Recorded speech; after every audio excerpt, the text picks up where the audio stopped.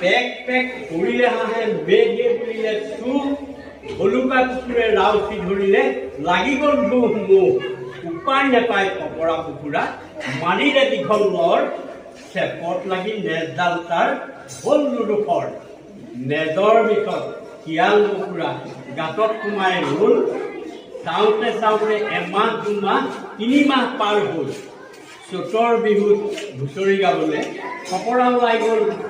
নাচনী শিয়ালে লাহেকৈ সুধিলে নেজডাল কি হ'ল নেজৰ দুৰ্গতি নোপোৱা বনিকে হাবিত মেলিয়াই ধৰে সেইবাবে মই